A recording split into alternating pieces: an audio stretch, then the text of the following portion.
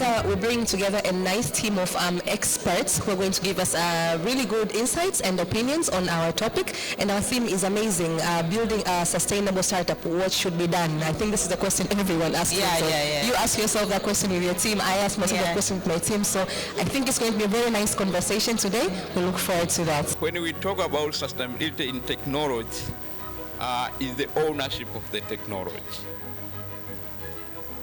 Ownership of the technology is about the intellectual property, of which it has different levels. We are talking for structured one, we're talking about the patent, for those are patentable. And for those which are dealing with business, about the trademark. And if maybe someone has come with something which is very specific for here, or just in Tanzania, it's geographical indication. So if you are able to own, then you can sell anyone. This is my technology. So here we're talking about startup sustainability. When we are talking about an idea, we are not at the startup level yet, right? Because for you to get to a startup level, it means you have an idea that works, which now you have to combine with entrepreneurship kind of spirit, and then you are going to turn that into a company. Startup is at the company level. So you're already in business, although you might not be making money, at least the business exists around the idea that you had. But there are so many ideas that never get to the startup level. Or what would you think is the role and significance of human capital or teams in creating a sustainable startup? If you could own a football team, what would you do? How would you pick your team? How would you pick your players? How would you pick your coach? How would you pick your team management? Think of it in the same way as a startup. Would you pick your family and friends or your neighbor? Or would you look specifically for skill? So you would look specifically for skill, right? If you're going to have the best team in the EPL. We are working with Boon Hub. So most of the time, those who come with an idea, they join first in the Boon Hub to develop a prototype. So once they have a prototype, then they can join the DTBI. If you don't know, ask. Find someone to ask, whoever it is.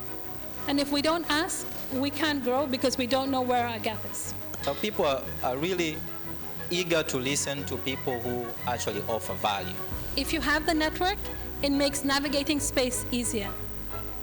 Kama kweli wewe una connection ya kuwa imejitosheleza, basi unakuwa huna haja tena ya kuja kuwa supported kwenye incubation.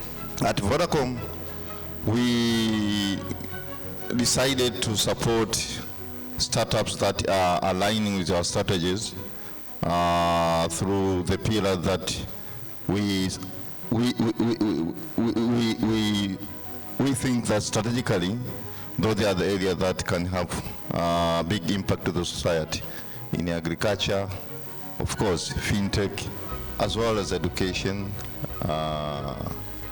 health services, to mention a few. We've heard about the importance of human capital and how we can onboard the right people that we need. We've also heard about how we can position ourselves in order to get the best out of strategic partnerships. But we've also heard about the importance of owning our technologies and protecting and leveraging on our IP assets as startups, which I think is very important. It's a challenge that you are giving to Nguvu because not just Vodacom, but also big corporates, government, development partners, NGOs.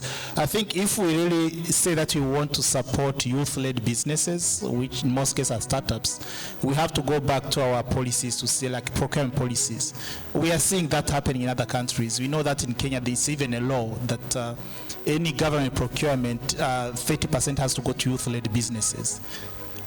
If you are in you have got a startup and you and your partner, you are all lacking discipline, definitely that will won't survive. I think Dr. Erasto touched on the issue of taxation, for instance. We know that's a problem. And that's not only for startups, that's for anyone who starts a business in Tanzania. Because we know that if we get a large investor coming out from outside, they're already given tax holidays and stuff. Why can't that be accorded to startups? Because they're also starting something which is going to grow. Tunataka haya makampuni ambayo tunaanzisha yaweze kuishi zaidi ya kesho. We really think our enablers, which are COSTECH and UNDP through the Funguo program, As Media Convergence, we are just the coordinators. The governance of what is to be done, the content, how we can do it, and everything is under the steering committee and the advisory board.